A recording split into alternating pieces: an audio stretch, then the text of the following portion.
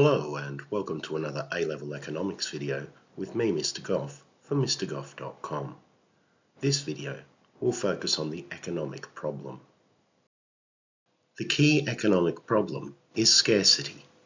This is because there are a limited number of resources to satisfy an unlimited number of wants, and therefore we must decide how best to use those scarce resources.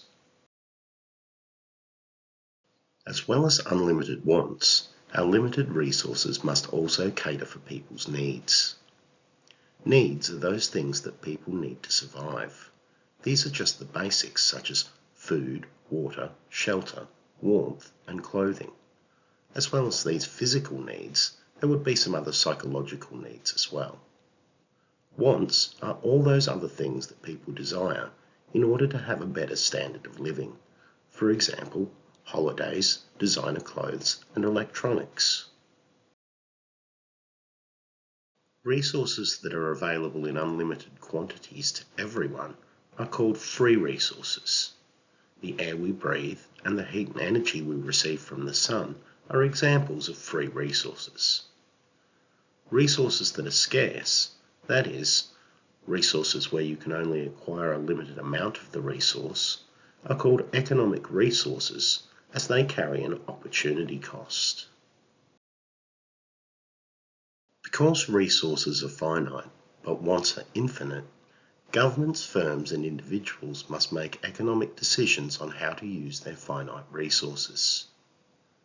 The opportunity cost of an economic decision is the next best choice that could have been made with the resource.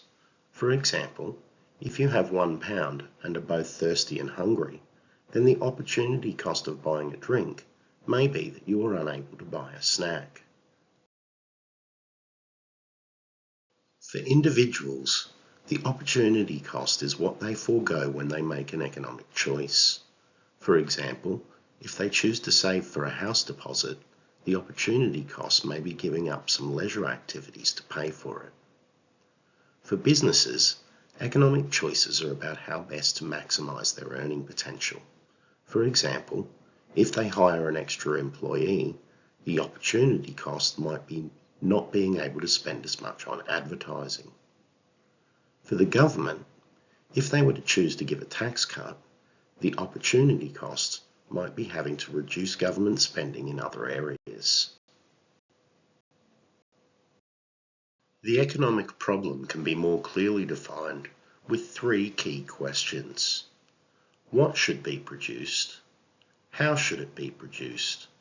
And for whom should it be produced? An economy is a system for answering the three key questions that compose the basic economic problem. Economies exist on many levels. For instance, in the household economy, what it means is what kind of work or training would everyone do? How should the income from those working be used? And who should get the benefit of that spending? However, if we looked at a local economy, a national economy, or an international economy, we'd be talking about what goods and services should be produced, what methods of production should be used, and who should benefit from the output. Economic resources can be divided into the four main areas known as the factors of production. These are land, labour, capital, and enterprise. Land includes the land itself, but also all other resources that come from the natural environment, including the air and sea. Certain types of land resources are renewable, meaning they can be replaced after they're used. This applies to certain types of forests and to fish stocks if managed appropriately. Other types of land resources are non-renewable, meaning there's a finite amount of them. This includes things like oil and precious metals that we mine from the ground. Labour refers to the workers who produce goods and services. The quality of labour can be improved through education and training. People who provide their labour are rewarded with wages. Capital refers to man-made aids to the production process. This can be further divided into working capital, which refers to all the raw materials, semi-produced goods, and finished goods that have not been sold yet, and fixed capital, which refers to all the assets that will not be turned into finished goods themselves, but rather used to turn working capital into finished goods. For example, the buildings where firms work and the machinery that they use. Owners of fixed capital can earn income by renting or leasing these items. Enterprise is where someone takes a risk to organise the factors of production in the hope of making a profit. If successful, the profit will be their reward.